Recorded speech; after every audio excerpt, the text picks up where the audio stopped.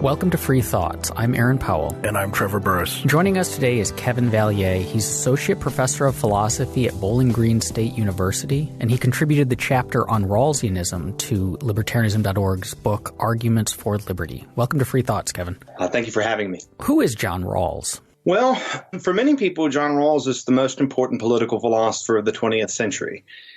He is famous for a wide variety of reasons, but they all are sort of centrally concentrated on his 1971 book, A Theory of Justice. The theory of justice he develops there is widely known as what's called justice is fairness. And Rawls basically says that our social institutions are just when they're organized in accord with two principles. First, a principle of liberty where people are owed a certain wide range of personal and civil liberties. And then a second principle, which is actually two, that social and economic inequalities have to both be open to all, or rather have the political powers and offices available in society have to be equally available to all, and that social and economic equalities also have to work to the maximal advantage of the least advantaged. That latter part's actually called the difference principle, and it's the principle that Rawls is most famous for. So John Rawls is the philosopher who defended a liberal theory of justice known as justice is fairness, which is comprised by those two and really three principles. Now, if you think about, that was fairly complex, but in terms of the way people might know about him, because actually John Rawls has been referenced by politicians, but they're not usually libertarian or conservative politicians. It's generally been interpreted to endorse something like a modern social welfare state. The interesting thing about that is how little influence Rawls has among politicians. He's a liberal egalitarian in the sense that he's a big believer in the redistribution of wealth, extensive social insurance, and even at times public ownership of some of the means of production. Despite his liberalism being extremely left-leaning, he has the smallest fraction of influence in comparison to figures like Marx or even a variety of 20th century Marxist or postmodern intellectuals. It's kind of surprising. I think it has to do with the density of his work. That could be. I've heard him referenced more in a popular sense. Yeah. And I think part of that, as I said, just it's assumed, which is why your chapter is so interesting in a book about arguments for liberty, but it's sort of assumed that that he is the philosopher that justifies the kind of situation most Western democracies have, which is some amount of freedom and civil liberties, but a pretty robust welfare state. So somewhere between Marxism and pure capitalism. Social democracy. Yeah, it's interesting that. When a theory of justice came out, a lot of people did sort of think of it that way. And in his later restatement of his position in Justice, Fairness, and Restatement, he actually says, more clearly than in the theory of justice, that the welfare state is actually unjust. The welfare state's unjust because it doesn't correct for inequalities in the holdings of wealth and capital, that it can create a permanent underclass of people who think that they're living off of other people, and that, in fact, the government needs to be even more involved. It needs to redistribute capital holdings widely to many people. And this is a system of what's known as property-owning democracy. So it adds that capital dispersing and redistributing function to the welfare state. He was even open to liberal socialism, which would add to those two things, modest public ownership of the means of production. So actually Rawls is quite left-wing in his economic theory, which makes this chapter even more surprising, I think. Rawls, was he, when he wrote Theory of Justice in 1971, you said? Yeah. What was he responding to in the field of political philosophy? Like we often hear that he kind of revitalized political philosophy that was moribund before he showed up. So what did the field look like, and was he responding to a particular thing happening in it? I would say there's a couple of things. First, and sort of this is the general story that's told.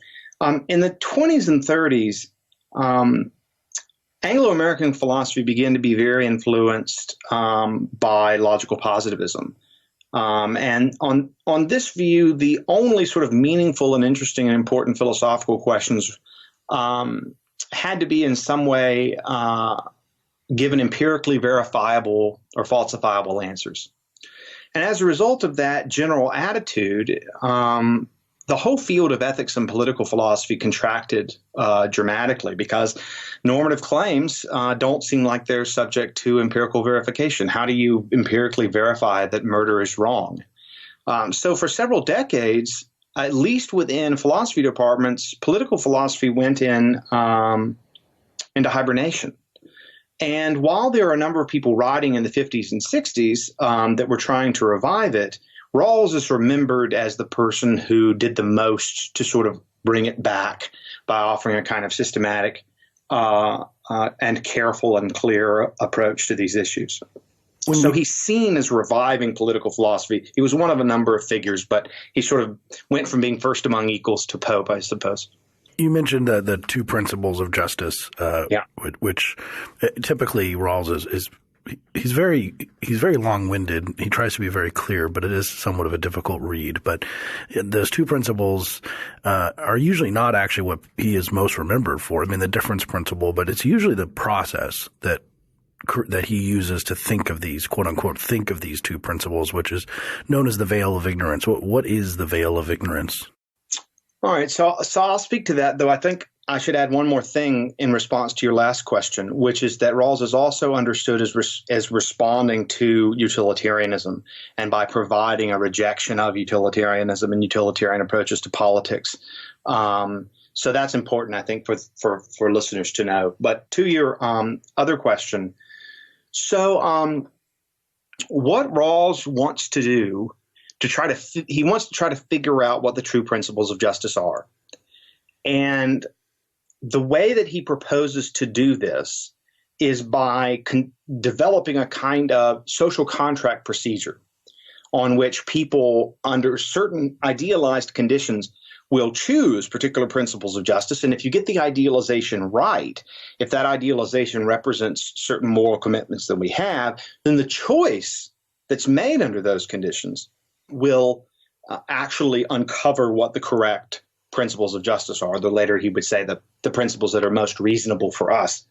The veil of ignorance is a thought experiment which is intended to try to help us figure out what the right principles of justice are, given our sort of deeply held, considered convictions about moral and political matters. And what the veil of ignorance does is it asks people to consider what principles of justice they would choose, abstracted from a wide array of contingent facts about their society and about themselves. So, for instance, you're to abstract away from your race, your gender, your class, your religion or philosophy of life, the country that you live in, its level of economic development, your social position broadly, your own history, even your own natural talents.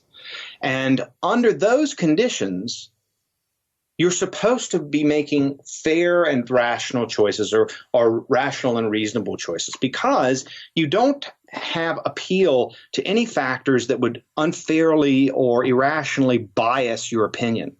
And so choice under those conditions would be fair, and so they're most likely to arrive at fair principles that will be the correct principles of justice. So that's what he's trying to do with the veil of ignorance. Behind the veil of ignorance, we're ignorant of all of these factors that would bias us, and when we are ignorant of the factors that would bias us, the choice that we would make will yield what justice requires. So when he's looking for these principles of justice, are these kind of free-floating, like justice is something that exists out there in the universe in some sort of Platonic form, or is this justice as it is for us as embodied beings? Because it seems like all of those things that he's asking us to strip away are the things that make us human. They're like who we are, and so we're choosing a justice that is detached from the very things that like matter to us most.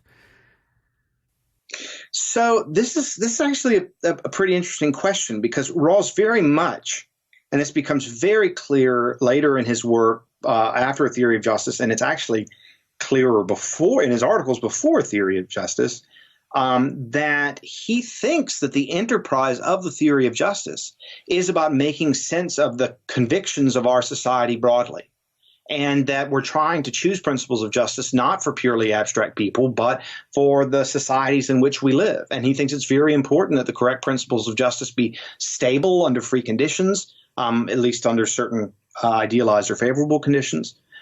So he's not interested in just identifying some sort of mind-independently true principles of justice, if Rawls even believed there was such a thing. He's interested in a choice of principles of justice for us.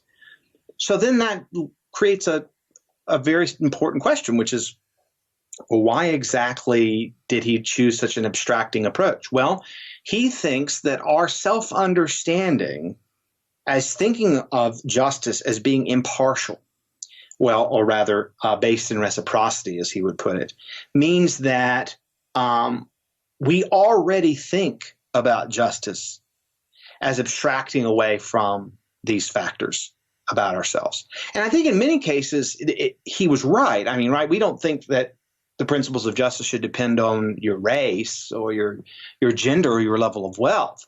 But to abstract away, say, from your natural talents and your religion, now that's going sort of too far. But I do think most people would agree that at least some of the things that we're ignorant of behind the veil of ignorance aren't taking us too far away from real people and their real self-understanding. I sometimes describe, the elevator pitch of Rawls's veil of ignorance process is an attempt to try and make traits that are irrelevant to justice not matter.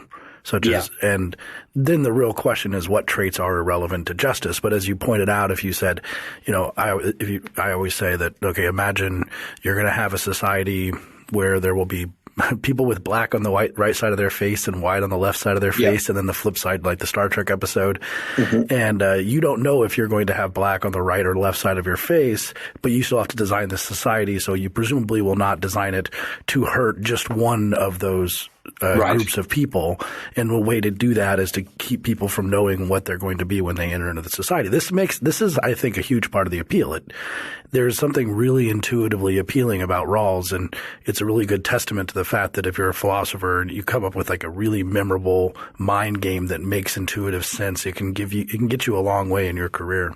Yeah, well, that's certainly true. I think that is one of the attractions of Rawls, and though it's been also endlessly controversial, and it's also been something that many people have found repellent. And I don't use that word lightly. I mean, some people really, really hate Rawls. Mm-hmm. So whatever reason, his work tends to inspire very strong reactions, both people who find it intuitive and people who don't. So let's go to the difference principle and sort of get down into the libertarian possibilities behind Rawls.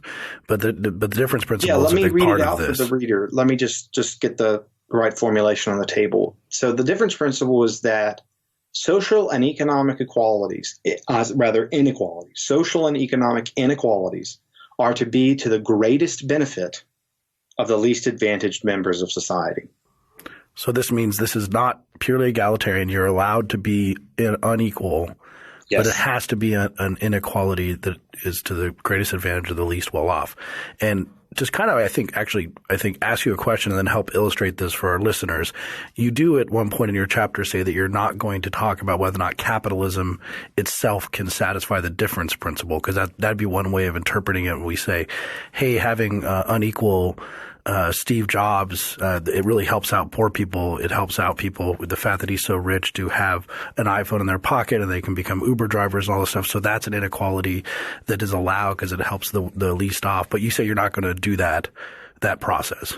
Yeah, so there's a couple of reasons. One is that a lot of libertarians have already pursued the argument that, say, capitalism works to the greatest benefit for the least advantaged. Another reason, though, is that the classical liberal philosophers who have tried to engage Rawls's thought in order to defend the principles of a free society have tended not to go that route for a number of different reasons. One is that the difference principle is not Rawls's first principle. The liberty principle is the first principle, and The liberty principle is what Rawls said was lexically prior to this, to the difference principle. So that means that satisfying it has to come first in cases of conflict. And it might be the case, for instance, there's a more promising Rawlsian route to the principles of a free society, given the priority of liberty. And if, for instance, economic liberties turn out to be part of that principle, that's going to give a sort of more powerful defense. There's some other reasons too, but I think, for listeners, that's, I think, one reason that you don't want to just say, oh, well, capitalism helps the difference principle because, we've got this liberty principle to explore. So I think that's one kind of consideration. It also goes to the idea that this is a fundamentally non-consequentialist theory. It's what we call a deontological theory, where the justice of outcomes doesn't depend solely on their consequences. And so if you really want to work out a kind of non-consequentialist Rawlsian approach to, say, economic justice, you don't want to just appeal to whatever works to the greatest benefit, the least advantage. You want to appeal to all the different features of that theory of justice in order to defend a free society. So I have maybe a big question because I think it draws in a lot of what we've discussed with the difference principle. There's a question there of what it is that we're maximizing when we're maximizing the minimum.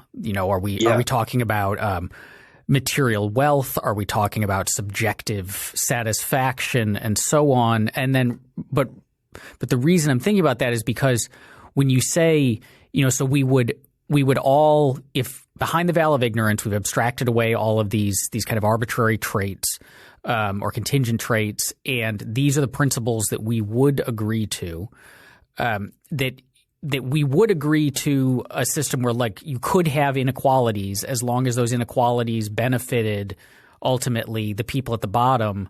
But we see the, like, really hardcore egalitarians today, the people very concerned about, say, income inequality. Even if you make the argument that, like, look, these people being very wealthy, they created a lot of jobs and they did enormous benefits for the poor. So, like, on the policy side, we'll make the argument that yes, the people who own Walmart are extraordinarily wealthy, but Walmart has created so much good in terms of lower prices for food and so on and so forth for so many people. But they say, no, there's just something inherently bad about the very fact of inequality itself. But it seems like Rawls would say that kind of attitude is just not allowed behind the veil of ignorance, or it's not the kind of thing that people would agree to. Like, so what are we maximizing? Do these kind of psychological traits get abstracted away? Like the very fact that we're envious people maybe, or we don't like seeing others with more than us. And then how do we tease out what is reasonable agreement or not reasonable? Like, how do we say, no, if you were reasonable, you'd agree to this. So the fact that you don't agree to this means you're not reasonable. So the reasonableness issue is pretty vexed. I think we'll start with the somewhat easier of those two difficult questions, having to do with certain kinds of psychological dispositions and what role those play in the veil of ignorance. And the answer is essentially what we're trying to do is we're not building. People can appeal to the ordinary facts of economics and psychology, something Rawls says, but the choosers behind the veil of ignorance aren't thought to have any fundamental desires of that sort. They're abstracted away from so pretty much any kind of sectarian or abnormal or unusual or even corrupt desire. What they're essentially doing, they're a philosophical fiction intended to give us an idea of a fair and rational choice of principles. Now, features about how to address our psychology and how justice fits in with our psychology and to what extent envy matters. Rawls actually talks about this in A Theory of Justice, but it comes towards the last third of the book, which very few people read. And a lot of it has to do with the way in which justice, fairness is supposed to mesh with our moral psychology. So the choosers themselves are not going to be subject to these considerations, but Rawls does address those kinds of concerns. And he does find that there are certain ways of being preoccupied with equality that are unhelpful or somehow inappropriate to shaping society. As far as reasonableness goes, this is a pretty complicated issue because it becomes a huge point of contention in his next big work, Political Liberalism. But the basic idea of what's going on in the earlier book is that you're using the term reasonable to try to refer to something that goes beyond just mere rational choice. So the choosers behind the veil of ignorance are meant to model a reasonable and rational choice. And it's a reasonable choice because it's fair and reciprocal. So the idea is that the reasonable goes beyond mere sort of practical rationality and allows us to say that certain kinds of rational bargains would be morally inappropriate or morally problematic. Say one that was based on my extracting a benefit from you just based on a threat that I make to you of not cooperating with you or something along those lines. Now you discuss we kind of alluded to it a little bit, but you discuss two other theorists who are in the classical libertarian camp, broadly speaking, who kind of write in the tradition of Rawls but adapt it, or not adapt it, interpret it in such a way or argue in such a way that certain classical liberal or libertarian principles would be acceptable. The first one is John Tomasi, who is a philosopher at Brown University. And his theory of this focuses more, as you pointed out, on the first principle, correct? That's right. Yeah. I mean, he also talks about the second principle, but I think the main innovation in John's approach, Tomasi's approach, to Rawls is in the development of the first principle in a very different direction from Rawls. And what does he argue? So Tomasi thinks of Rawls as one of a group of theorists that he refers to following Sam Freeman, who's a philosopher and major expositor of Rawls, calls high liberalism.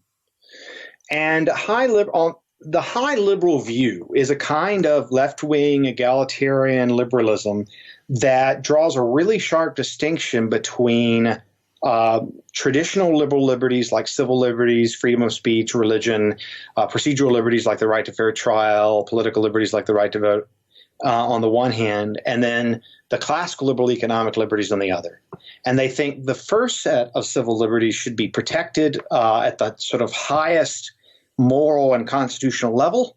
And the other liberties, these traditional classical liberal liberties like freedom of contract, should be basically discarded or dramatically curtailed. And Tomasi says that this is a kind of what he calls economic exceptionalism, and that all the same arguments that would lead Rawlsians to prioritize these personal and civil liberties apply with equal force, or at least with nearly as much force, to the case for the traditional classical liberal liberties. And so he's arguing against economic exceptionalism in order to sort of come up with his own sort of alternative to justice's fairness or free market fairness. So that means that if you're respecting the equal liberties principle or the liberties principle of the first principle of justice, that means you include things like the right to earn a living and the right to contract, and then you get even if you run through the rest of the principles of justice, you get something that looks pretty classical liberal at the end of that.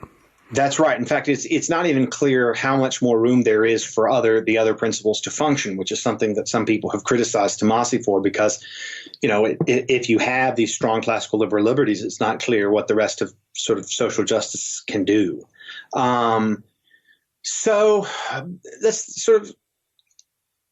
here's a sort of way to make it a little more nuanced, the view.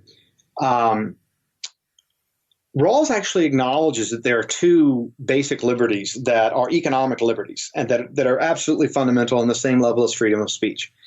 The first one is the right to own personal property, like family heirlooms and clothes and stuff like that. And the second is a right to freedom of occupation. So the problem with command economy socialism for Rawls is that the government tells you what job you have to have. And a really good question that Tomasi is able to pick up on is why only those two? Why does Rawls restrict the basic liberties to those two? Because those are fundamental liberties. They must be protected for a society to be just, legitimate, and stable among real people. And so, John gives this example, like you imagine this, a woman who, say, is a small business owner, Amy's pup in the tub, and she's responsible for, basically cleaning, grooming, dog grooming. And you think, to develop her own life in her own way, her own projects, her own morality, that she ought to have not just, the liberty of where to work, but the liberty to own a small business and operate it according to her own wishes within certain kinds of constraints. So the way I like to put this point in my own work is that if you think there's a right to choose where to work, that implies a right to go into business for yourself. And, imagine that Amy ran the pup in the tub out of her home, which is her personal property. She's using her home as capital. And so it seems like if you acknowledge these two liberties, you should acknowledge at least a restricted right to own capital, which is how you get the case for capitalism off the ground. So what Tomasi wants to say is, look, you just can't divide up the case for liberties and get all the egalitarian liberal liberties you want, but not get the classical liberal liberties. And his sort of case of Amy's pup in the tub is supposed to help illuminate that. Why does Rawls only privilege those particular economic liberties? Why is he less concerned about the others? You could the kind of cute psychologizing answer might be that the ones that he seems to think are important are the ones that, as a tenured professor at Harvard, matter to him. Like he's not interested in starting his own small business, and probably neither are many of his friends, but he needs to be able to own his books and he wants to be able to choose what he writes about. But is there a more philosophical reason for not accepting this wider range of economic liberties? I thought a lot about this, and Rawls just doesn't give us much help on that question at all, far less than he should have. My best guess is that when he's writing at the time, those classical liberal liberties are extremely controversial. And he's starting this project, thinking about this project in the late 40s, early 50s. It's developing throughout the 60s in a time where classical liberalism is in a bad way. And I think he's thinking that those liberties are just ones that are not part of our shared self-understanding in the way that freedom of occupation is. Now, but that still doesn't make sense. However popular socialism, full-blown socialism was, and the liberal democratic countries never abrogated the fundamental right to own private capital. They nationalized some major industries, but they never destroyed small businesses. And it's very peculiar that he didn't have almost anything to say at all. It's incredible, really. So I'm at a loss. I just don't know what to say. I know that for the harder core classical liberties, like really strong freedom of contract, there's going to be standard worries that, people will recognize more from Marx about those being sort of fake liberties. They're liberties of the rich to oppress the poor. But if you sort of pare it down a bit, you don't allow, say, freedom of contract to, allow a businessman to pay someone no matter, anything they want to pay them, no matter how little. Or you put a limit on saying a pharmaceutical company can't charge $1 million for life saving. Like, just suppose you just restricted freedom of contract just a bit to get rid of some of these seemingly nastier cases. Why not endorse that? Why not endorse a modified, a sort of limited freedom of contract? And I don't know the answer. I don't know the answer. Yeah, I've wondered the same thing, and the best I've come up is something similar to what you just said. Moving out of a theory of justice, and you mentioned this a little bit previously, that Rawls' ideas started changing pretty quickly after a theory of justice. He was sort of working on a different but related project that came out in a book called Political Liberalism, which I think was published in the early 90s, if I remember, mid-90s. That's right. Most of the material is getting out there in the 80s, but it's the first edition is a 1993, I believe. And what is his new task there? Or, I mean, I guess it's related to his previous task, but how is he thinking about it now in that book? This is an interesting question on which there's been a lot of recent scholarship. It's complex, and I will try to keep it as simple as I can. Rawls thought a very important thing for a conception of justice to do, like his two principles, would be that it could keep a society under favorable conditions stable in a moral way. So, for instance, a society could be stable in an immoral way if you just have a dictator that's just really good at crushing opposition and dissent. But Rawls wanted a liberal society to be one where people could affirm the conception of justice they lived under after sustained moral reflection on those institutions. They want to see them as things that they can endorse and comply with freely. And so it was very important for Rawls for a conception of justice to be stable. But in a theory of justice, the account of stability he gives involves embracing certain kinds of goods and excellences and sort of ignoring or downplaying others. And Rawls eventually came to realize that in his own understanding of a stable society, what he called a well-ordered society, there would be a dynamic that would lead it to unravel and destabilize on its own. And this is what he called the fact of reasonable pluralism. And this is basically the fact that reasonable people can fundamentally disagree about ultimate religious, moral, and political matters. They can disagree about the conception of the good life in particular. And so they would end up with different, what Rawls called reasonable comprehensive doctrines. And this meant that there was not going to be any one story that you could tell about why people had a particular moral reason to be just or to go along with principles of justice. And so what he tries to do is reconstruct his model of a well-ordered society to take the form of what he called an overlapping consensus. So you would take a conception of justice like the two principles and say, okay, well, as long as everybody from their own comprehensive doctrine can accept the two principles, then a society could be stable in the right way or could be stable for the right reasons. And so basically what he's doing is saying, I want a just society to be one that's stable for moral reasons. But people are going to come to freely disagree about morality.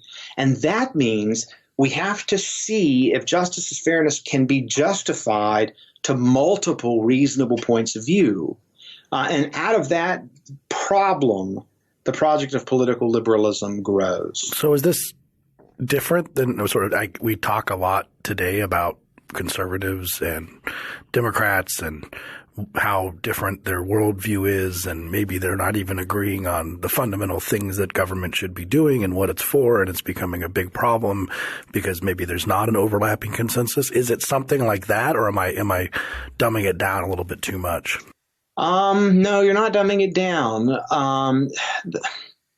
A lot of these questions are complex ones because Rawls just his views have a lot of moving parts. But it's something like that when people. It's not really about political ideology because at least until very late in Rawls's career, he just didn't think there was going to be that much reasonable disagreement about justice, which is usually what conservatives and libertarians and progressives disagree about. He was thinking more about conceptions of the good, and he's particularly thinking about religious people, and he's thinking about people with secular moral doctrines like utilitarians or Kantians. And so he's trying to show how his conception of justice, and maybe some other related ones, can be accepted by different groups who have different understandings of the good life. So that's really the kind of pluralism or reasonable pluralism he's worried about addressing. Now, late, he starts to see that reasonable people can disagree about justice. But he, in my opinion, somewhat notoriously says that libertarianism is not a reasonable conception of justice. So he's bending over backwards to accommodate religious people, including, he says every major of the major religions ought to be able to be politically liberal, but not libertarianism. Yeah, that's pretty amazing. So this is and more he's got Nozick down the hall, remember, right? So, they're both there at the same time, right? He's just down the hall, right? And this guy's beyond the pale for Rawls. So that comes back to that question I asked earlier about reasonable disagreement and reasonable doctrines, because it seems like it's almost either circular or maybe stacking the deck to say like, well, we're going to figure out all of these reasonable people, what they would agree on is justice, are the principles of justice that we're going to use. But at the same time, the way that we kind of judge whether they're reasonable in the first place is what sorts of principles they endorse. So presumably Nozick down the hall is an irrational person because his principles and his core ideas are themselves irrational or just nuts. So is it circular? Is there a way to meaningfully get to figuring out which people are rational or reasonable and which ones aren't without picking your end goal and then seeing which ones line up with it first? I mean, literally, if you read the text, Rawls' definition of the reasonable is circular. Like he defines reasonable people in terms of affirming reasonable doctrines, and reasonable doctrines is one that could be affirmed by reasonable people. And so it's very hard to sort through exactly what the reasonable is and what one can do with it. But let's suppose we're trying to give our best reconstruction of Rawls. And I take it what a reasonable person is supposed to be is they've got sort of two dispositions. One, they're going to recognize that there's reasonable pluralism, or they recognize what Rawls called the burden of judgment. So they're going to believe that other people can disagree with them about the good and so on without being of bad will and without being fundamentally confused or stupid or irrational. The other condition is that you be prepared to propose reciprocal terms of cooperation, like the rules that go for you will go for me and vice versa. If you have those two features, that you believe in reasonable pluralism and you're prepared to offer reciprocal terms of cooperation, then you're reasonable. So then why wouldn't Nozick be reasonable? Except for, I mean, maybe Rawls just thought he used an unreasonable amount of italics in his writing or something. But I mean, those things would seem to apply to Nozick. It's weird. There's this one section in Political Liberalism about it, and it has to do with the fact that he thinks that libertarians see the state as like a corporation, and that our self-understanding of government is that it is a public entity that is supposed to represent all of society as a collective whole. And so that's the problem with Nozick's view, is it sees the state as, basically a sort of fiduciary institution. However, suppose that were a fair criticism of Nozick, and whether it is, I think is, well, it's complicated.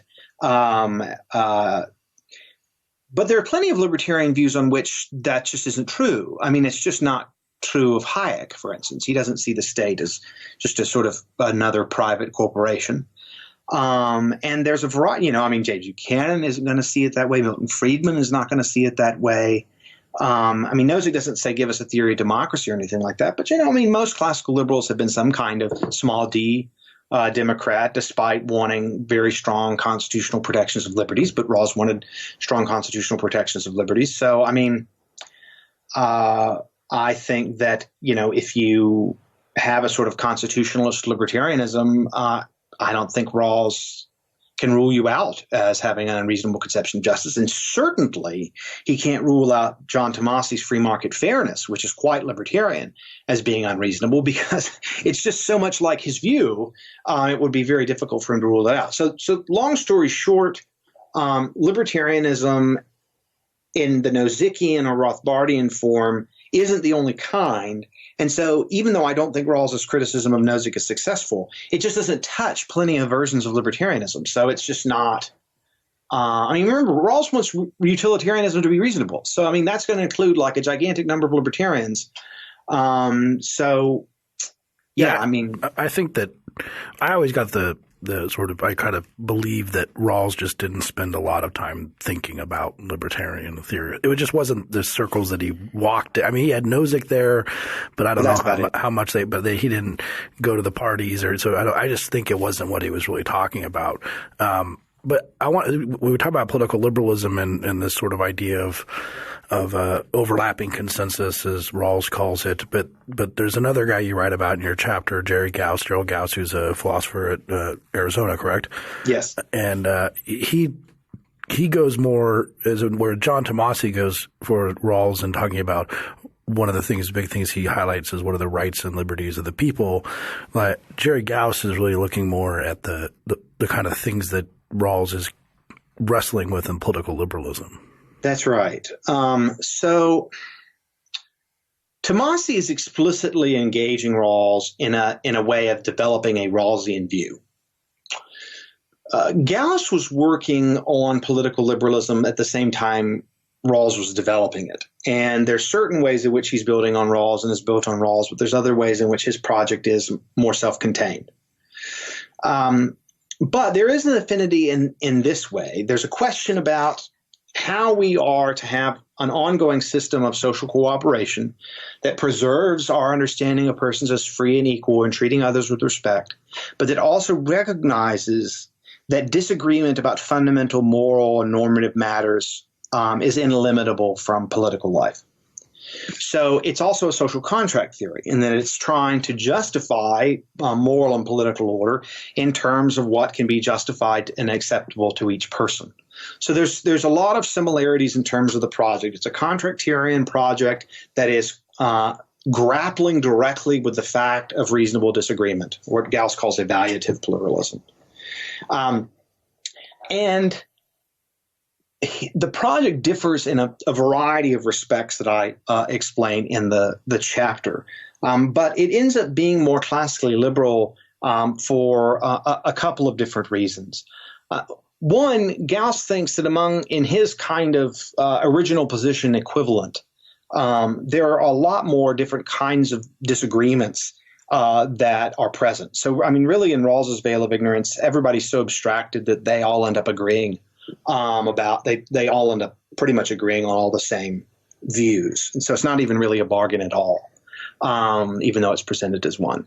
But for Gauss, he allows just a lot more diversity and disagreement, weighting of different values and things like that. And so he thinks there's sort of certain fundamental liberties like Rawls does that includes some economic liberties. But he also thinks that the case for some rights that we have is that they help us to resolve disagreements that we couldn't otherwise resolve. So, for instance, one of his main arguments, contractarian arguments for a right of private property, is that because people disagree so much about the good life and they disagree so much about justice, we need economic and political institutions that allow us to go our own way and to live our own lives. And so a fundamental argument for a strong right, not a fully libertarian right, but a strong right of private property, is that it helps to economize on disagreement. So, for instance, the reason that socialism for Gauss can't be justified to each person, or what he calls publicly justified, is that people can't agree on which plan to appeal to. People can't agree on what all to do in their publicly owned housing complex, even. And so part of the case for market order and for classical liberalism is that it acknowledges and deals with disagreement in some really kind of magnificent ways that Rawlsian egalitarian liberals seem at least largely unable to appreciate. Does this end up dealing with because something that libertarians talk about a lot? Because I like the idea in Gauss about private property. It's good fences make good neighbors, but in a more profound sense that when you have fundamental ways that you're constructing your life and the things that you value, it doesn't really work to have everyone, voting about that and trying to control each other's method of deepest held values and deepest held convictions. But how does that get us to any sort of – do we have a theory of coercion at all or about the state in Gauss whatsoever? Yeah, so it's interesting in Rawls's work, particularly this is explicit in Justice's Fairness and Restatement, and it's basically explicit in political liberalism. It's entailed by two explicit things, he says. And then there's a presumption against coercion, that if the government is going to coerce, it needs a good reason. And for Gauss, if the government's going to coerce, it has to show that the coercion can be justified to the people who are coerced. And it turns out that's hard to do in many cases because people reasonably disagree about not only what the state is permitted to do, but they disagree about the effects of what the state may do. So they're going to disagree about all kinds of things. And so many policies and approaches and, constitutional forms are going to be reasonably rejectable by somebody or at least some sizable group. And because Gauss allows for a much broader range of reasonable disagreement than does Rawls, there will be libertarian and conservative members of the public that are reasonable and that have a good reason to reject extensive forms of government. So property owning democracy and liberal socialism can't be publicly justified because of the reasonable objections of conservatives and libertarians. Now, he doesn't go fully libertarian because he thinks that folks on the left are going to have reasonable objections to that. But a key idea is this: there's a problem with coercion. It is sort of generally bad, and that people have a kind of right against legal coercion that can only be met if the laws imposed upon them can be justified to them given their own principles and values. And since so little can be justified, we end up with a pretty libertarian order. So if we're saying that the role of the market, or the reason that this is a classically liberal or libertarian theory ultimately is that, if the people – that one of the benefits of private property and limiting coercion is that we're not forcing upon each other those things we can't agree on. Yeah. But so in a sense, the freedom there is kind of the default. It's like the background. Like, look, if we can't all agree on what to do, then we're going to do nothing, which is, letting people have their own property and letting them live their own lives. But it feels like, you look around the political culture today, our latest elections, the elections going on in Europe, it's like the one thing that everyone except us principled few at the Cato Institute can agree on is that we should never leave anything to the market. That, we may not be able to agree on what government should do, but the not having government do something is worse. And so is that, how do we have to kind of agree to have all reasonably agree to have the market and freedom and classical liberalism be that kind of default option to get it off the ground? Yeah, this is a good question. Gauss actually has a number of different things to say about this, but I'll just try to stick to a basic idea. Among the things that he thinks that is recognized widely and cross-culturally is a kind of presumption against coercion. And different people think about, which policies are coercive in different ways. But generally, they think if the state's going to coerce, they need a pretty good reason. So he thinks that basic presumption against coercion runs really deep through humanity. And so if you show that not a lot can meet that presumption, it's not that everybody has to endorse libertarianism. It's just that it's an implication of the fact that they endorse a presumption against coercion. So in that sense, libertarianism is sort of endorsed by implication. People say, okay, we agree on this presumption. Oh, wow, look at how much other people disagree with us. I guess we can't meet that presumption very easily. So the idea is if you can confront people with the fact that so many of their disagreements are fundamentally reasonable ones, then they'll get sort of drawn by matter of logical or rational consistency towards a more classically liberal position.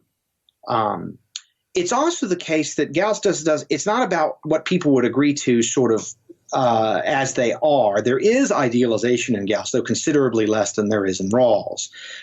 The idea is that you're trying to determine what's justifiable to people based on their commitments and values, and not just whether they say yes or no at a particular moment. So you're trying to base the law on their diverse reasons. But not merely based on, for the fact that people are extremely risk averse and have a sort of irrational beliefs about what would happen if the government weren't acting. So in a publicly justifiable order, there are going to be lots of situations in which you say, yeah, I mean, most people think that this is going to be a disaster, but they don't have any good argument for that. So we can go ahead and have the policy. Now, we have to be wary about not idealizing too much. We have to be very careful to keep the idealization sort of close to the ground. Otherwise, we're going to coerce people without a good reason. But we're not just going to have the political order, entirely the victim of people's basic irrationalities and biases.